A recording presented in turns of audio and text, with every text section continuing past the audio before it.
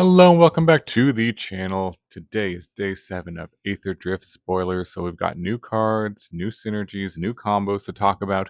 Let's jump right into it with the Monument of Endurance. This is a 3-mana artifact.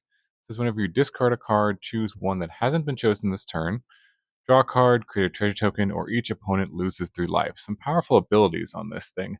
And you can trigger this during your turn and your opponent's turn, right? So being able to cycle or draw, discard a card at instant speed is pretty useful to kind of get to trigger these abilities multiple times. Um, so, for example, in Standard we have Rona, and there's other looters for 2 mana that can kind of trigger this ability on the same turn that you play it, which is pretty useful too, because by itself it doesn't do anything the turn it comes into play. But if you had Rona out on turn 2, you could use this right away to draw an extra card or get a treasure or start lightning bolting your opponent. Powerful effects here, and there's cycling effects that are coming to standard now that we're getting a bunch of.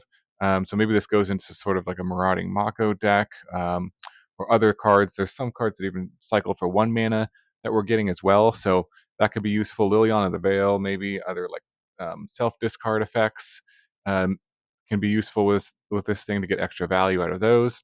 In older formats, there's this card called Escape Portal, which kind of goes, I don't want to say infinite, but it can definitely be a piece of the combo between these two with other cycling cards, because there's quite a few cards that cycle for 1 mana if you go back to like Pioneer and things like that. It says whenever you cycle a card, you can pay 1. If you do, exile target artifact or creature you control, then return to the battlefield. So it basically lets you blink something. Now, when you blink the Monument of Endurance, it comes back as like a new object essentially. So it lets you kind of reuse the same mode twice. So you could pay the 1 to cycle a card, blink the Monument of Endurance to create a treasure token, then blink the Monument of Endurance, come back into play, use the treasure token to pay 1 to cycle a card, and then kind of keep going from there. If you had multiple Monuments of Endurance in play, that's when you'd kind of, I don't know, go. I don't want to say infinite, but if you could essentially generate multiple treasure tokens to keep going through your deck, draw extra cards.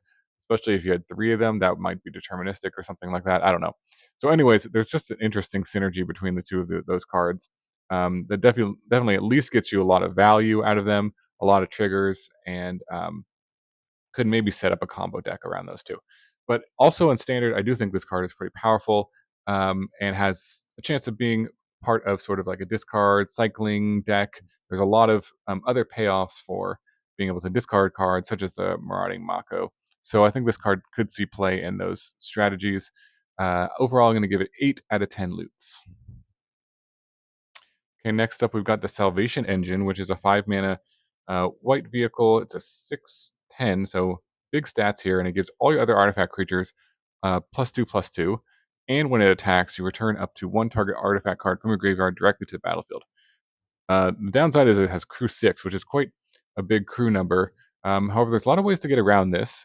And also to consider too is that this card itself pumps all your artifact creatures by 2 power, so it makes it easier to crew just in and of itself. So if you have 2 1/1s, then you can just crew this here and attack or block with it. Pretty good blocker. I got 6 toughness. So, but there are ways around this too in standard. Even if you don't have any creatures in play, say for example you tune it up from the graveyard itself, then it would become just a 6/10 creature, which is pretty powerful. And every time it attacks, you could return another artifact. So I could totally see this potentially seeing play in maybe like a tune-up style deck. With Colodin, it's quite good because it immediately turns it into a creature and gives a haste to trigger its ability to um, return an artifact. Also, Chandra kind of does the same thing. Chandra with this card has a lot of synergy here because of its mode. You can discard a card and draw a card. So, for example, if you did turn 4 Chandra and you discarded Portal to Phyrexia or some other big artifact that you wanted to get back, right? So +2 on the Chandra. Then the next turn, you could play the Salvation Engine, and because of Chandra's sort of first ability, that you can target a vehicle and turn it into an artifact creature and give it haste right away. You could return whatever you discarded the previous turn, such as the Portal to Phyrexia, directly to the battlefield.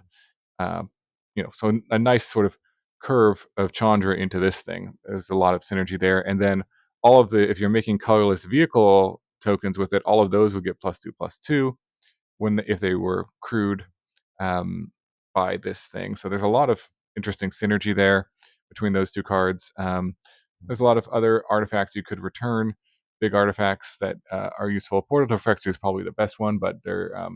I was thinking like prototype creatures could be interesting with this thing as well, because when those die, you want to return them back to the battlefield. Could be pretty good, and then they could also be used maybe to crew it. So maybe some synergy there. But there's a lot of kind of interesting things. I think this card is pretty powerful. It's a little clunky and hard to use because of the crew 6, but it definitely has a lot of power going for it. Its pump ability. It's just a huge creature itself, and its ability to return things. So I'm gonna give it a 7.5 out of 10 loots. Okay, next up we've got the Gastel Thrill Roller, which is a 3 mana 4/2 artifact vehicle. With trample and haste, and when it enters, it becomes an artifact creature until end of turn. So already this kind of doing some good stuff here. You're getting in for potentially for 4 damage for 3 mana, which is decent rate, and then you're also getting a vehicle with crew 2 to potentially attack again the next turn, and it has an ability to pay 3 to discard a card and return it from the graveyard to the battlefield with a finality counter on it. Um, so the finality counter is unfortunate because if it dies again, then you can't keep returning it, and you can only do this as a sorcery. But this card is interesting. You could use it with Fear of Missing Out, for example, just the last ability to kind of get some extra value out of a card that you're discarding. And again, we've talked about there's a lot of like discard synergies in this set, ways to get value out of something you discard as well. This, so if you want turn 2, for example, Fear of Missing Out, you discard this. It can also help with Delirium because it's an artifact. And then in the next turn or the turn after that, you could discard another card to fuel your Delirium, bring this back in, attack for 4 right away. If you had Delirium, you could make it attack twice with Fear of Missing Out. So there's some interesting synergy there. It's pretty good with Miriam as well. We had all these sort of like there's some support for vehicles already, and so it's interesting to kind of look back from Outlaws of Thunder Junction. Miriam would give this hexproof um, during your turn. Mounts and vehicles have hexproof, so that would be good though. If your opponent's holding up a removal spell, comes into play, you could give it hexproof and then also give it +1/+1, a counter on it. So that could be some interesting synergy there. Maybe there's sort of Naya vehicle mount deck, and this could be an important card there. So something to consider. Overall, I'm going to give it 7 loots out of 10. Okay, now we've got Oviya, the Automech Artisan, which is a 4 mana 1/2 legendary human artificer. Each creature that's attacking one of your opponents has trample, and then 1 and tap. Put a creature or vehicle card from your hand onto the battlefield. If you put an artifact onto the battlefield this way, put 2 +1/+1 counters on it. So kind of nice if you are putting artifacts into play. They get a little bigger, but I think the best cards to put into play with this is like Atraxa, maybe Progenitus. Nice with Progenitus because you can't really reanimate that. It's just put it directly into play. And also maybe Overlords are pretty good with this as well because early in the game you could impend them, or if you have them in your hand, you can put them into play. This card is very fragile. Obviously, it does give a little bonus of giving your guys trample when it comes into play, but the turn it comes into play doesn't like do much at all. Really doesn't impact the board. It's just a 1/2, so it dies to a lot of things. So I feel like you kind of maybe need to give it haste in some way. Tyvar, I thought could be pretty good synergy here because you could activate its ability right away with Tyvar out, and then you could also untap it and use its ability again to maybe activate it multiple times, putting 2 big things into play. So maybe there's some interesting synergy there.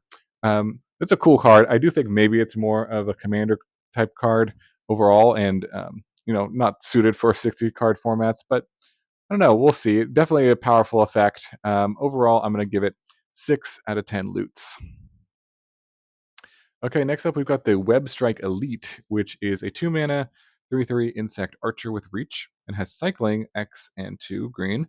And when you cycle the card, destroy up to 1 target artifact or enchantment with mana value X. So note you could like destroy an artifact land or an enchantment land for just 2 mana.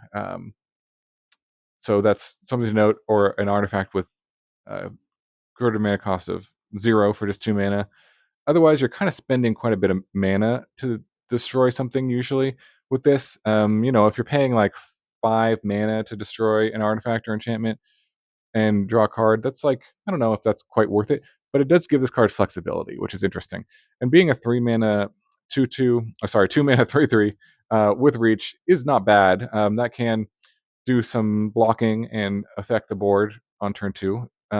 So it does have flexibility, and maybe there's some sort of like interesting cycling deck where like everything in your deck has cycling. Like with the Mako, we got the Agonisaur Rex, which is also a pretty good cycling green card. Play this, just have all your cards just have cycling, and you maybe play the Monument as well. Some sort of red green cycling stompy. I don't know. That's kind of my thoughts about kind of seeing this. What maybe the deck you could build with it.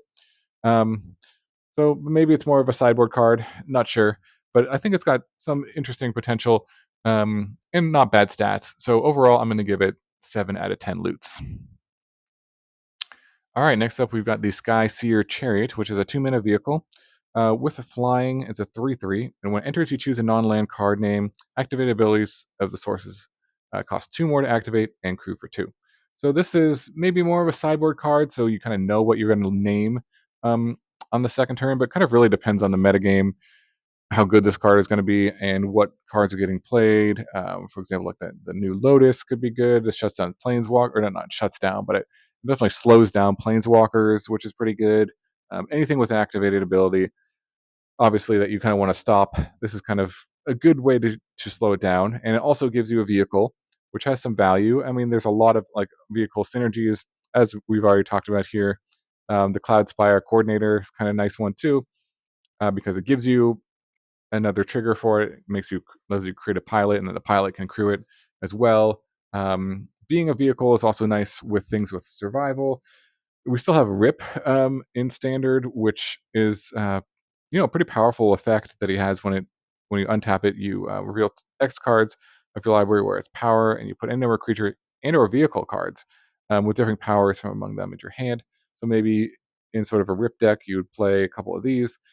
Um, just having a 3/3 flyer is definitely useful for sure for attacking and blocking. So definitely an interesting card. Maybe more of a sideboard card. Not sure if we'll see this at all, but I'm going to give it a 6.5 loots out of 10.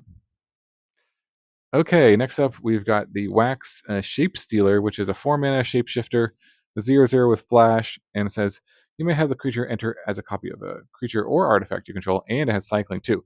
So again, cycling, great thing to have on your cards, especially with like clone effects like this, because sometimes there isn't a great target for it, so you just want to cycle it away. It's also interesting, just the fact that you can't cycle it just puts it directly to the graveyard.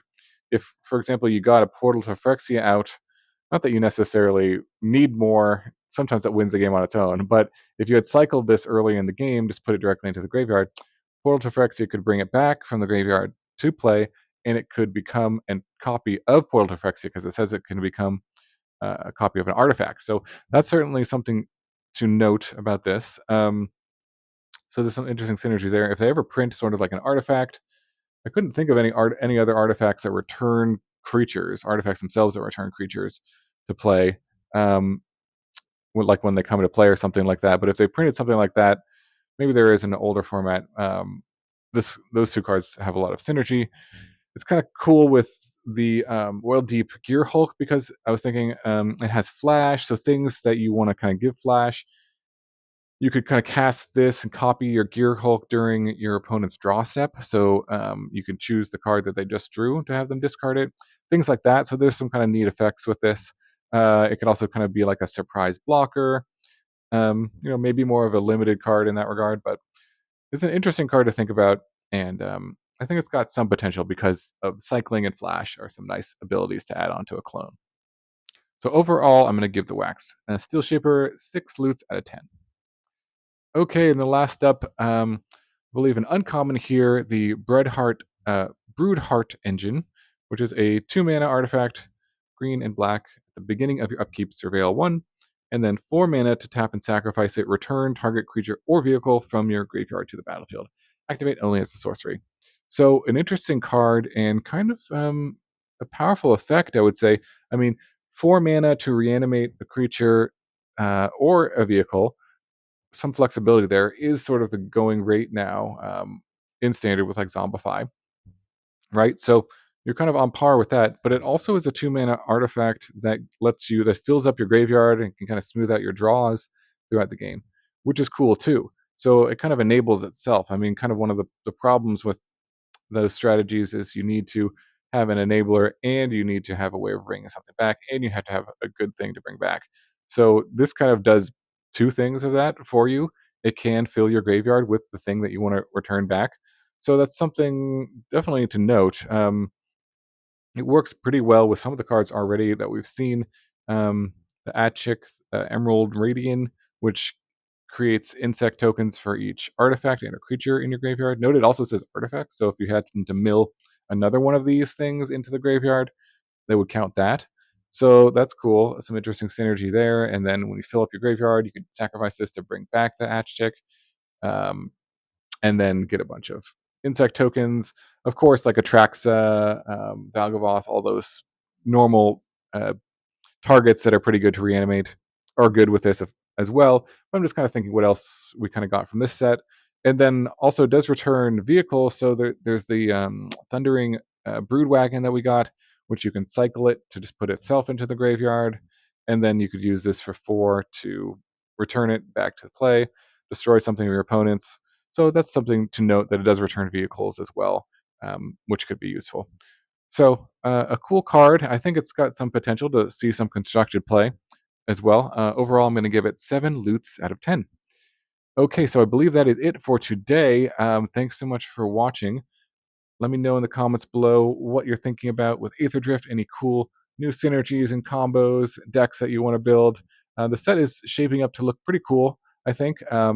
At first, it seemed a little underpowered, but now I'm seeing there's a lot of kind of interesting synergies as we're kind of getting the full set here and some new decks that I'm really excited to build. So yeah, let me know in the comments below what you're excited about, anything maybe I missed about these cards as well. Really appreciate you watching. I hope you have a wonderful day, and I will see you in the next video.